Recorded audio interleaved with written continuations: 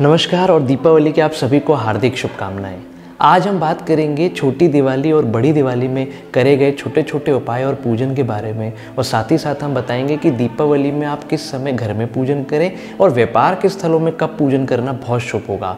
तो आइए शुरू करें। तो छोटी दिवाली के दिन हमें क्या करना चाहिए? इस बार जो छोटी दिवाली है वो है 13 नवंबर की, और बड़ी दिवाली जो है वो है 14 नवंबर की। कुछ लोगों में इसमें कन्फ्यूजन है तो इसे क्लियर कर लीजिए। तो छोटी दिवाली को हम रूप चौदस के रूप से मनाते हैं, नरक चौदस के रूप से ही मनाते हैं, और इसको हम यम दीपावली के रूप से ही माने जाते हैं। माना जाता है कि इस दिन हमें अपने पूर्वजों का आशीर्वाद लेने के लिए और साथ ही साथ यम देवता को प्रसन्न करने के लिए अपने घर के मेन डोर के बाहर 4 मुखी दीपक जलाना चाहिए। मिट्टी का या आटे का, उसमें आप 4 बाती लगा दीजिए और एक दीपक जलाइए। ये यम देवता को प्रसन्न करने के लिए किया जाता है, और माना ऐसे जाता है, ऐसी मान्यता है कि अगर हम ऐसा दीपक जलाते हैं तो हम अकाल मृत्यु के भय से बचते हैं और हमारे पूर्वज भी खुश होते हैं। कई लोगों की ऐसी भी मान्यताएं हैं, कहीं तक ये बातें सच भी हैं कि यही दिन माना जाता है विशेष रूप से हनुमान जी का जन्मदिन। हनुमान जयंती में जो हम मनाते हैं वो तो है ही, पर माना ऐसा गया कि खास तौर पर इसी दिन हनुमान जी का जन्म हुआ था। अब हम बात करेंगे दीपावली के उपचारों के बारे में। अब दीपावली के दिन हमें कौन से उपाय करने चाहिए, इस पे थोड़ी बात कर लेते हैं। तो दीपावली के दिन सबसे पहले आप खरीदिए झाड़ू और इसे रखिए अपने पूजा के स्थान में। कुछ लोग ऐसा मानते हैं कि धनतेरस के दिन झाड़ू खरीदनी चाहिए, वो भी ठीक है, पर मान्यता जो है वो है दीपावली के दिन हम कोई सी भी झाड़ू खरीदें और उसे अपने पूजा के स्थान में रखें तिलक लगा के, और उस दिन हम उसका इस्तेमाल ना करें। दीपावली के दूसरे दिन, जिसे हम अन्नकूट बोलते हैं पूजन, उस दिन भी हम इसका इस्तेमाल ना करें। तीसरे दिन से हम इस झाड़ू का प्रयोग करेंगे। अब तीसरा उपाय जो हमें दिवाली के दिन करना है वो आप अपने घर के मेन डोर में करिएगा। आप इसे मेन गेट में भी कर सकते हैं, पर ये किया वैसे मेन डोर में जाता है। इसमें आपको क्या करना है, अष्टगंध ले लीजिए, हल्दी, सिंदूर, कुमकुम कुछ भी ले लीजिए, और उससे आपको लिखना है अपने मेन डोर में बाहर की तरफ में ओम स्वास्तिक शुभ, और दूसरी तरफ लिखना है ओम स्वास्तिक लाभ। ये बहुत ही अच्छा उपाय माना जाता है और लक्ष्मी जी को प्रसन्न करने के लिए एक बहुत आसान ये तरीका है। इसको आप अपने घर के मेन डोर में, मेन गेट में जरूर लिखिएगा। अब चौथा उपाय जो हमें करना है ये भी हम अपने घर के मेन डोर में करेंगे, पर इसे हम रात में करेंगे। आप 2 गेहूं के ढेर बनाइएगा घर के अंदर या बाहर। इसमें हमें 2 बड़े दीपक रखने हैं। आप इसे शुद्ध घी के भी रख सकते हैं और तेल के भी रख सकते हैं। आपको इसमें एक बात का बस ध्यान रखना है कि ये दीपक कोशिश करिए कि रात भर जलता रहे। अगर आपको ऐसा लगता है कि गेहूं के ढेर के ऊपर हम ये जो दीपक रख रहे हैं ये हवा से बुझ जाएंगे, तो आप इसको दरवाजे के अंदर अपने घर के मेन डोर के अंदर में भी रख सकते हैं। बस कोशिश करिएगा कि रात भर एक दीपक जलता रहे। जब आप सुबह उठें तो दीपक आप इसको हटा लीजिएगा, और ऊपर का हिस्से का जो गेहूं है दोनों ढेरों का, उसे आप गाय को खिला दीजिएगा, और नीचे के हिस्से का जो गेहूं है इसे आप अपने अनाज के भंडार में मिला लीजिएगा। इससे साल भर माँ अन्नपूर्णा की कृपा आपके यहाँ बनी रहेगी। 5वां उपाय जो हमें दिवाली के दिन करना है, तो इस दिन जो दिवाली है वो शनिवार के दिन पड़ रही है, तो किसी भी पीपल के झाड़ अगर आपके आसपास में कहीं हो तो आप वहाँ जाइए, और वहाँ जाके आप पीपल के झाड़ में भी दीपक जलाइएगा। और अगर वहाँ पे कोई पीपल का पत्ता आपको मिल जाता है, ये पत्ता आपको तोड़ना नहीं है। पीपल में जो ज़मीन में जो पत्ते पड़े रहते हैं उनको आप लेकर घर आ जाइएगा। इसे नर्मदा जल, गंगा जल या कच्चे दूध से धोकर अपने पूजा के स्थान में रखिएगा, और इसके ऊपर स्वास्तिक बना लीजिएगा, और इसे हम अपने अलमारी में रखेंगे।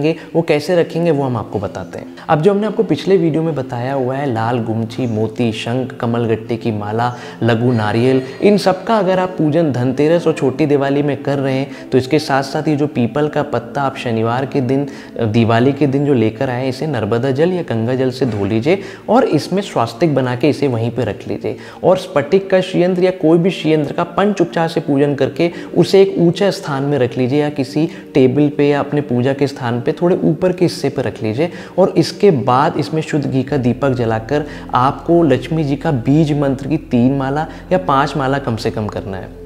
इस बार का जो लक्ष्मी जी का विशेष मंत्र है वो है ओम श्रीम श्रेय नमः। मंत्र एक बार फिर से समझ लीजिए, ओम श्रीम श्रेय नमः। इस मंत्र की कम से कम 3 या 5 माला करिएगा। उसके बाद 11 बार श्री सूक्तम करिएगा। अगर हो सके तो कम से कम 3 बार कनकधारा स्तोत्र करिएगा।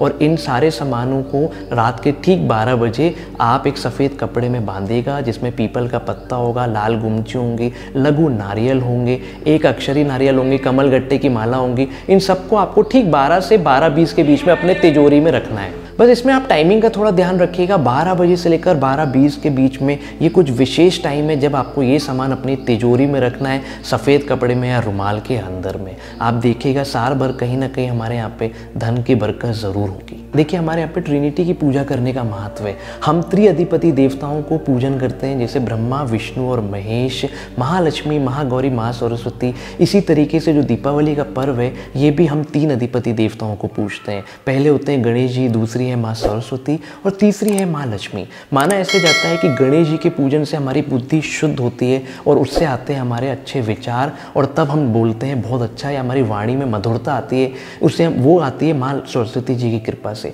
और जब हमारी वाणी शुद्ध हो जाती है, हमारी बुद्धि शुद्ध हो जाती है, उसके बाद माँ लक्ष्मी की कृपा हमारे ऊपर बरसती है। तो इस बार हम इन तीनों का पूजन करेंगे और उनको हम करेंगे पंच तत्वों के तरीके से। देखिए आप कहीं ना कहीं इन 5 तत्वों को यूज़ करते, 5 तत्व आपको पता ही होंगे, अग्नि, जल, आकाश, पृथ्वी और वायु। इनको इस्तेमाल करते हुए हम इस बार गणेश जी, माँ सरस्वती और माँ लक्ष्मी का पूजन करेंगे। जाने अनजाने में आप इनको ही इस्तेमाल करके इनका पूजन कर रहे हैं, पर अब जो हम आपको बताएंगे तो आप देखिएगा कैसे किस तरीके से हम 5 तत्वों को यूज़ करके इन 3 अधिपति देवताओं का पूजन करेंगे। हम 5 तत्वों को कैसे इस्तेमाल करेंगे गणेश जी, माँ सरस्वती और माँ लक्ष्मी की पूजन के लिए, इसको थोड़ा समझते हैं कि सबसे पहले तत्वों में आते हैं जल देवता।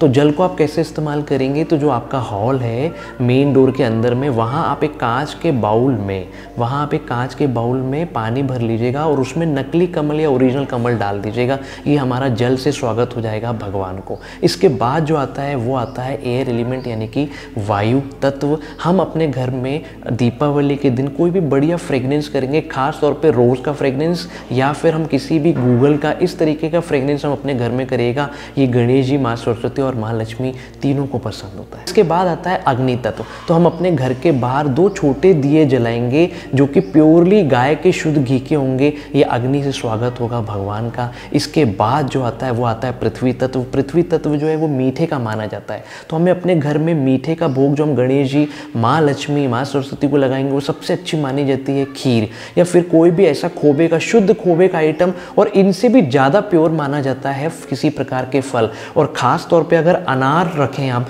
तो बहुत ही ज़्यादा शुभ माना जाएगा। तो 5 तत्वों में जो आखिरी तत्व माना जाता है वो माना जाता है आकाश तत्व, जो रिलेट करता है साउंड को। तो दीपावली के दिन शाम के समय या रात के समय हमें मंत्रों का उच्चारण की ध्वनि अपने घर में बजाना चाहिए। आप गणेश जी की कोई स्तुति बजा सकते हैं, प्रभु विष्णु, माँ लक्ष्मी या किसी प्रकार का कोई मंत्र उच्चारण या बीज मंत्र भी अगर आप बजाते हैं तो ये सीधे हमारे आकाश तत्व को कनेक्ट करता है। तो दीपावली की शाम को हमें मंत्र उच्चारण अपने घर में ज़रूर बजाना चाहिए। आप ऐसा मान के चलिए कि यहाँ जो हमने आपको बताया है ये 5 तत्वों से हमने कैसे कनेक्ट किया है कि आप किस तरीके से प्रभु गणेश जी, भगवान माँ लक्ष्मी और माँ सरस्वती का पूजन कर सकते हैं। आप वैसे भी कहीं ना कहीं 5 तत्वों से जुड़कर ही पूजा कर रहे हैं। ये हमने एक सीक्वेंस बताया कि अगर आप इस तरीके से कर सकें तो ये और भी ज़्यादा शुभ होगा। हर आदमी चाहता है कि उनके घर में माँ लक्ष्मी की कृपा बरकरार रहे, और लक्ष्मी जो है वो 8 प्रकार की होती हैं। पर याद रखिए कि भगवान विष्णु के अलावा लक्ष्मी जी को कोई भी नहीं साध सका है। लक्ष्मी जी इतनी चंचल, इतनी चलायमान है कि किसी के पास भी नहीं रुकती है। तो हमें एक्चुअल में लक्ष्मी जी की आराधना तो करिए, पर आप एक्चुअल में जो आराधना करिए वो करिए सरस्वती जी की। सरस्वती जी की कृपा एक तो किसी पर होती नहीं है, और जिन पे हो गई उनके वाणी से कभी सरस्वती जाती नहीं है। तो माँ लक्ष्मी को उपासना तो आप करिए, पर सरस्वती जी को मूल रूप से पूजिए, क्योंकि जो पहली लक्ष्मी है, 8 लक्ष्मी में वो वाणी है, और जिनकी भी वाणी शुद्ध होगी या जिन पे भी माँ सरस्वती की कृपा होगी उन पे ऊपर माँ लक्ष्मी की कृपा अपने आप ही बरसेगी। तो दिवाली का जो शुभ मुहूर्त है कि कब आपको घर में पूजा करनी है, कब आपको व्यापार स्थल पर पूजा करनी है, ये आपके स्क्रीन पर है। इन विशेष टाइम और विशेष चौगड़िया में आप अपने घर और व्यापार के स्थल में पूजा करिएगा। आप हमारे साथ जुड़े रहिए, मैं काम की बातें लाता रहूँगा। तब तक के लिए नमस्कार।